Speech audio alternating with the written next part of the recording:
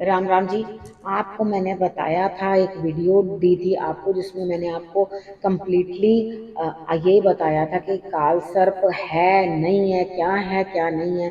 अब नाग पंचमी भी आने वाली है, उसकी भी वीडियो मैं आप लोगों को बताऊंगी। काल सर्प के बारे में आपको जो भी क्वेश्चंस पूछने हैं आप कमेंट्स में इसी में दे देना, तो मैं आपके क्वेश्चंस भी जो है उसमें लेकर के आपकी क्वेरीज जो है सॉल्व करने की कोशिश करूंगी। ठीक है। अब आपने करना क्या है, देखो, शंकर भगवान को चढ़ाने के लिए अगर जॉब नहीं है, ठीक है, आपके पास, तो आप गन्ने का रस चढ़ाओ। ठीक है। आपके गन्ने का रस चढ़ाने से आपको जॉब जरूर प्राप्त होगी।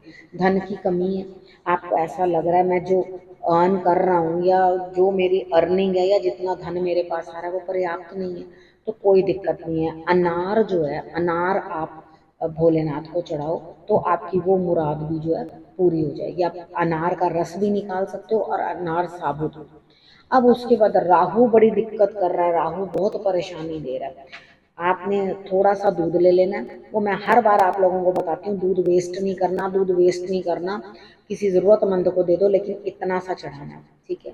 तो यहाँ पे आपने थोड़ा चढ़ाना है, क्योंकि ज़्यादा भी दूध जो है जाता तो वो कहीं ना कहीं नाली में ही है ना। अगर दूध वेस्ट होता है तो आपका चंद्रमा वीक हो जाता है। यहाँ हम चंद्रमा अपना मजबूत कर रहे हैं, ना कि वीक कर रहे हैं। तो यहाँ आपने ये काम कर लेना जो मैंने आपको समझाया। उसके बाद आप चावल रखोगे, साबुत रखना, लेकिन टुकड़ा नहीं रखना। बासमती का साबुत टुकड़ा टूटा हुआ चावल नहीं चढ़ाया जाता। ठीक है। वो आप भगवान को चढ़ाओ, डेफिनेटली आपके लिए जो है धन आने के रास्ते बनेंगे। उसके बाद अगर जीवन साथी के साथ अनबन है, वो आपके साथ बिल्कुल भी ठीक ढंग से पेश नहीं आते, मेरा ख्याल से एक उपाय छूट गया जो मैं आपको बता रही थी, पहले वो बात कर लेती हूँ।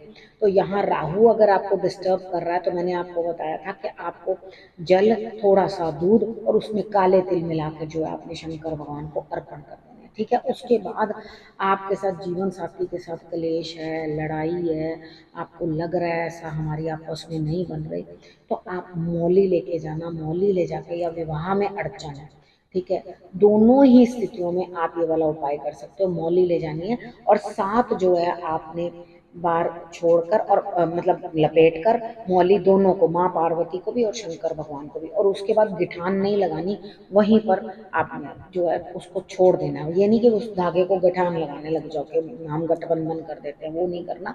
वहीं पर आपने खुला छोड़ देना मौली को। ठीक है। ये आप करो तो आपके लिए बहुत अच्छे रिजल्ट्स आएंगे। और भी कोई प्रश्न पूछना चाहते हो तो आप पूछ सकते हो। इस समय में अपना पहनना चाहते हो रुद्राक्ष, तो अपने रुद्राक्ष को भी आप जो है इस समय में जल साथ साथ चढ़ाओ, साथ साथ धो।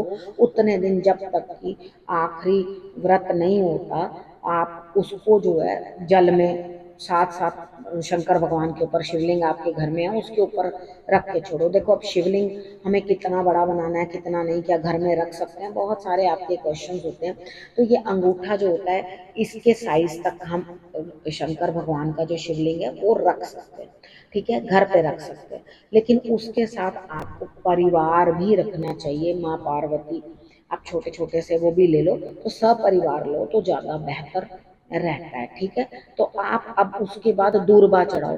अगर आपको ऐसा लगता है आपको बोलने का तरीका नहीं है, आप का व्यापार कम हो रहा है, आप काम करते हो गलत बोल जाते हो, उल्टा बोल जाते हो, जिसके कारण आपके काम गड़बड़ हो जाते हैं, तो यहाँ आपने दूरबा जो है वो चढ़ानी है शंकर भगवान को। तो डेफिनेटली आपके लिए रिजल्ट्स जो हैं, इतने उपाय हैं आपको बताए हैं। सिर्फ मंडे मंडे की वेट मत करो, सावन का महीना बड़ा पवित्र होता है, इसके अंदर हर दिन का विशेष लाभ होता है। आप ये सारे उपाय कर सकते हो बड़े आराम से जो मैंने आपको बताए हैं। और कपूर भी आप चढ़ाओ, कपूर चढ़ाओगे तो जीवन साथी के साथ भी झगड़ा नहीं होगा आपका, कोई अनबन है तो वो सॉर्ट आउट होगी, और धन की आपको कमी नहीं होगी। ठीक है। आपका शुक्र मजबूत होगा। यहाँ पे आपको जो जो मैंने उपाय बताए हैं वो आप कर लो, डेफिनेटली आपको लाभ होगा। लेकिन भाव जो होता है, दो दो लोग, तीन तीन लोग अगर एक ही जैसा उपाय कर रहे हैं, एक को लाभ हो रहा है दूसरे को नहीं है, आपके भाव में कमी होती है। अगर आप उस उपाय से भाग रहे हो या ठीक से उपाय नहीं कर रहे हो, तो फिर तो कोई कुछ भी नहीं कर सकता ना। ठीक है। उसको भाव से करना और प्रभु पे विश्वास करके करना, डेफिनेटली आपके सारे काम जो हैं सफल होंगे। ठीक है। अब इस विषय को यहीं करती हूँ समाप्त, फिर से आऊँगी आपके पास, तब तक के लिए नमस्कार।